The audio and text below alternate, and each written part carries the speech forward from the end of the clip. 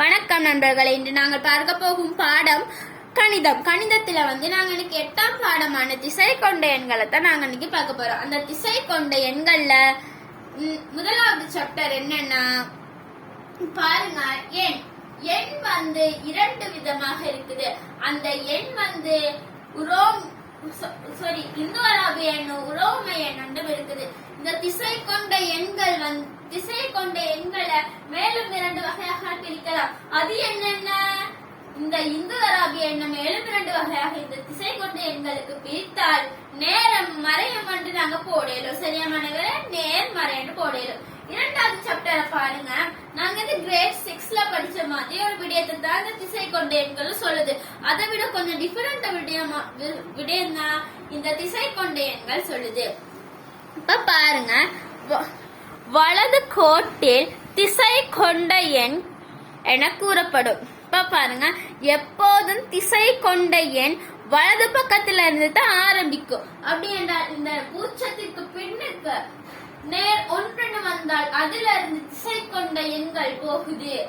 இதற்கு பின்னர் வரதெல்லாம் மறை எண்கள், சாதாரணமான மறை எண்கள் சொல்லலும். இதற்கு பூச்சத்திற்கு பின்னர் வர ஒவ்வொரு எண்களும் திசை கொண்ட எண்கள் என்று நாங்கள் சொல்லுவோம். இப்ப பாருங்க, இது நேரில் இருந்து மறைய பார்க்கும் போது அது சிறிய எண்ணாக இருக்கும். இப்ப பாருங்க, இந்த நேர்ல மறைய பார்க்கும் போது எப்போது சிறிய எண்ணா தான் இருக்கும். இது பெரிய எண்ணா இருக்குது அப்படின்னு சொல்லி இது சிறிய எண்ணாக இருக்குது என்று நீங்க எண்ணக்கூடாது. இந்த பூஜ்ஜியத்திற்கு பின்னர் இருக்கிற எண் தான் மிகப்பெரிய மறையில மிகப்பெரிய எண்ணாக இருக்குது.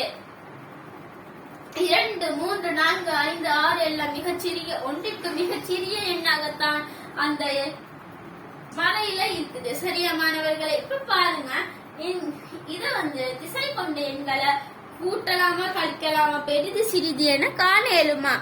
அத நாங்க இப்ப பாப்போம். ஆமா, காண இயலும். அது எப்படின்னு நாங்க இப்ப பாப்போம். கூட்டலை ஃபர்ஸ்ட் பாப்போம். கிரேட் 8க்கு பேரு தான் கழித்தல் உங்களுக்கு வருது. சரியா மாணவர்களே? இந்த கிரேட் 7ல கூட்டல் மட்டும் தான் இருக்குது. இப்ப பாருங்க, இவ்வாறு வந்தால் இங்க பாருங்க, இரண்டும் நேராக வந்திருக்குது. எண்கள் இரண்டை மாத்திரம் கூட்டி போட்டு மேல இருக்கிற என்ன எண் போட்டிருக்காங்களோ அதுக்கான எண். இதுல 2 கூட்டினால் 8. இதுல 2ம் நேராக இருக்குது. இது நேர்கோடு. இதுதான் ஷார்ட் மெத்தட் மாணவர்களே. திசை கொண்ட எண்கள்ல நேர்கோட்டு காண்றதை விட இவ்வாறு செய்யறது மிகவும் இலகுவானது. சரியா மாணவர்களே? இங்க பாருங்க,